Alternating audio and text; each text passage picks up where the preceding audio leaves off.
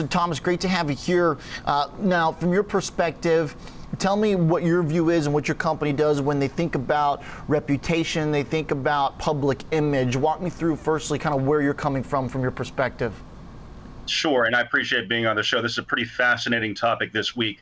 The lion's share and the court of public opinion from Wall Street standpoint is really focusing on top-line revenue and what Zuckerberg in particular has done to try to stem the negative conversations about their permissibility about certain types of commentary. Where I'm coming from and where my agency and the hundreds of others like mine are coming from is less from a sophistication of investment or how to best put this stock in one's portfolio, but we're coming from how dollars are really spent online in terms of the clients that we represent and the platforms like Google or Facebook, and how we decide when and where to spend the dollars. And I think if investors understood a little deeper below the surface in terms of what's really going to happen this month in particular, I think it's very important for investors to understand that a top-line revenue view of the impact is probably not the most accurate. And certainly, as their earnings are going to come out for Q2 around July 22nd, I think that's going to be a very important conversation and a bit of details to understand better. Okay, so what are those? What are people missing here when they're just focused on the short-term pull that is happening right now from some of these companies?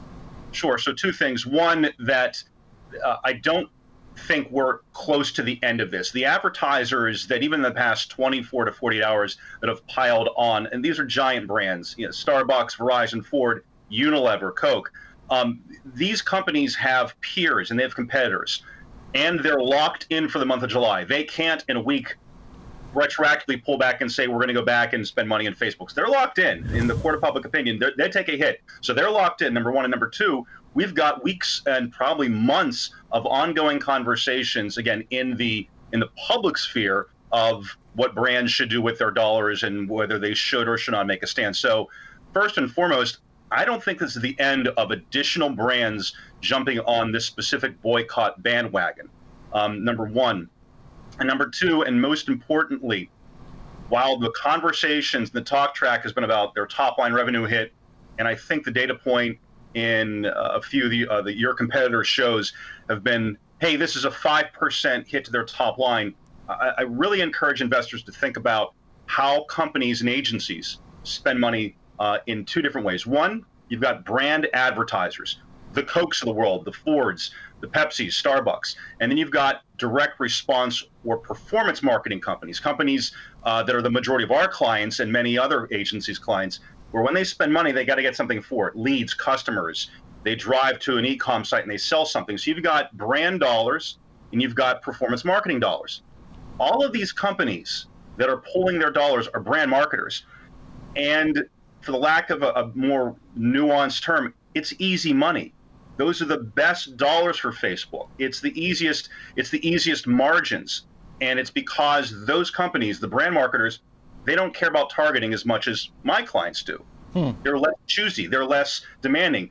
Basically, when these 5% of revenue, if and when that does disappear, and if it ticks up, if more brands pile on, those brand marketing dollars for Facebook are so much more valuable from their efficiency than dollars that my company, my agency, and our clients spend. And I can give you an example if you'd like to walk you through that. So one thing here is there a clear dynamic in which the companies don't need Facebook as a advertising platform as much as Facebook needs the companies, and this also goes for Twitter as well, where some of the companies also said they were going to back away from Twitter too. Their shares got hit as well. That's a really good point. Google and Facebook, for my type of clients, performance marketing clients, are incredibly valuable. They're really sticky. It would be a last resort for my clients and my agency to decide to pull spend from Facebook and Google. And the reason is because they're such effective channels at generating clients. But all of these other companies, these ones that are boycotting, they're not performance marketing, they're brand marketing. So they could get a very similar outcome by shifting dollars in July or August to Google, that operates a giant display or banner ad network. They could shift dollars to the secondary social channels. And I know some have said they're going to ban all social network advertising like Snap or Twitter. they could move dollars to those channels because for them, again, it's less about ROI. It's less about profitability. So frankly, they just want impressions. So Coke just wants to advertise Coke. They can shift dollars much more easily to secondary social networks, Google, even some of the Microsoft properties, Bing and their LinkedIn subsidiary. Okay, so if there's others then to follow, will Facebook, in your view, be forced to do something to change that public image? Is there also the potential here that the company just doesn't? I mean, we've heard the death of Facebook so many times, and it hasn't happened. We heard people were going to cancel and quit Right. and sign off. Didn't happen. No. So first and foremost, I'm a huge fan of the platform, what it does professionally for my clients. It's a wonderful vehicle. So I'm a fan of Facebook and the robustness of its targeting. It's 1.7 billion daily active users. The point is their ecosystem isn't so much fragile because of competitors. It's fragile because of the inefficiencies that they are going to get hit with in the next few months because of this boycott. So if you imagine, and maybe a while, but a very simple example, if you imagine a grocery store that sells 1,000 products, you've got customers like me that are very picky, and I've got a grocery list, and I'm only going to buy 20 specific things. And then you've got the brand advertisers that honestly, they'll buy anything. So when you remove those people that are less picky, it's very difficult to maintain that efficiency across all your product lines. And again, much like a grocery store, Facebook has perishable inventory. Every month, if they're not selling clicks and impressions, that's going to, again, perishable inventory. They can't monetize that. So that's really the real risk is there when their earnings come out. It's less about the top line hit. It's going to be more about their profitability and their ability to monetize all of their.